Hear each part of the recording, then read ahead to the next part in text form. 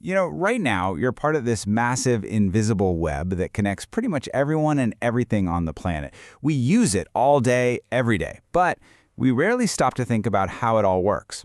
I'm talking about computer networking. So today, let's pull back the curtain on the hidden architecture that powers our entire digital world. I mean, really think about it.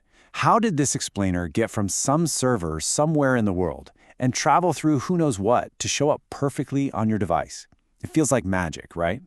Well, it's not. It's actually a super clever and really logical system we call a network. At its heart, this is all a network is. It's just a bunch of computers that are linked up. But there are two really important words here: interconnected and autonomous. Interconnected is easy. It just means they can talk to each other. But autonomous is key. It means that if the network goes down, your computer can still work on its own. They're cooperating, sure, but they're not totally dependent on each other.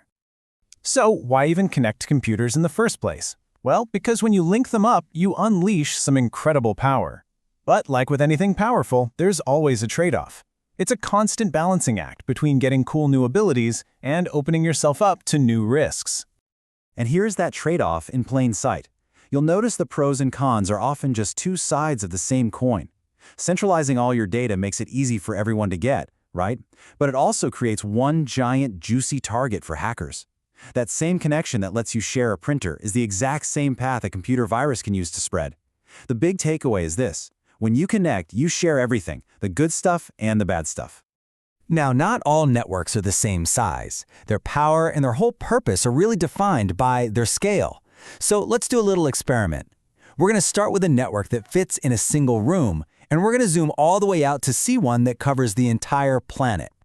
We'll start with the LAN, the local area network. This is the one you already know intimately. It's your home Wi-Fi. It's what connects your phone, your laptop, maybe your smart TV, all together. It's local, which means it's stuck in one small place, like your house or an office building.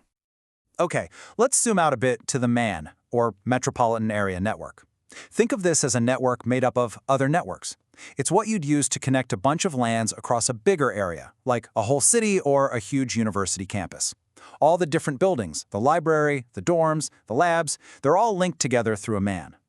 And finally, the big one, the WAN, or Wide Area Network. This is what connects networks across enormous distances. We're talking entire countries, even continents. And the biggest, most famous example of a WAN? Well, you're using it right now. It's the internet. It's the ultimate global network of networks. Okay, so we get that networks have different physical sizes. But once all these computers are connected, how do they actually, organize themselves? How do they decide to share information? Turns out, there are two main ways they can do it. On one side, you've got the client-server model. This is kind of like a library. You're the client, and you ask for information from the central server, the librarian, who manages everything. It's super secure and can handle lots of users. On the other side is peer-to-peer, or P2P. This is more like a book club. Everybody's equal, and you all just share things directly with each other. It's way easier to set up for a small group, but it's a lot less secure. Let's just quickly walk through that client/server thing, because it's what makes most of the internet tick. It's really just a simple three-step dance. 1. Your computer, the client, asks a server for something, like a web page. 2. The server, which is just a really powerful computer built for this job, finds that file. And 3. The server zips a copy of that file right back to you. That's it. And this is happening millions of times a second all over the world. All right, we're at the final piece of the puzzle. We've got the scale, how big the network is. We've got the logic, how it organizes itself. But what about the actual shape of the network, the physical layout? This is where all those trade-offs we talked about, speed, cost, security, get physically wired into the system. This blueprint is called a topology, and it completely changes how a network behaves. So a topology is just the map of the network. It answers the question, how is everything actually plugged together? Let's look at the three most common shapes you'll find. First up is the bus. I want you to picture a single main street. Every single house, or in our case, every computer, connects directly to that one street. All the traffic, all the communication has to travel along this one shared road, which we call the backbone. Now, the great thing about the bus is how simple it is. It's cheap and super easy to get going. But there's a huge catch. That backbone, it's a single point of failure. If that one main cable breaks anywhere, the whole network goes down. Kaput. Next up is the star topology. This is almost certainly what you have at home. Every single one of your devices connects directly to a central box, a hub or a switch, just like the spokes on a bicycle wheel. Your Wi-Fi router, that's the center of your home network star. This huge advantage here is that it's much more robust. If the cable to your laptop breaks, only your laptop goes offline. The rest of the network is perfectly fine. The trade-off, of course, is that everything, and I mean everything, depends on that central hub. If your router dies, the entire network dies with it.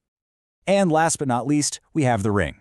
It's exactly what it sounds like. All the computers are connected in a big circle. Data gets passed around the ring in only one direction, kind of like a talking stick being passed from person to person until it gets where it needs to go.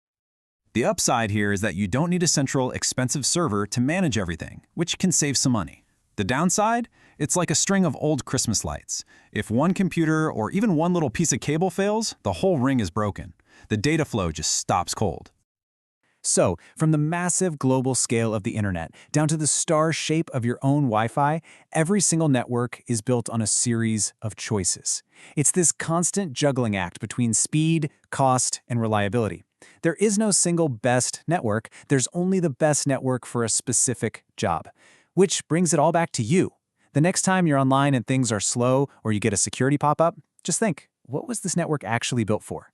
Was it designed for pure speed, for ironclad security, or was it just for simple, everyday convenience? The answer is hiding in its shape.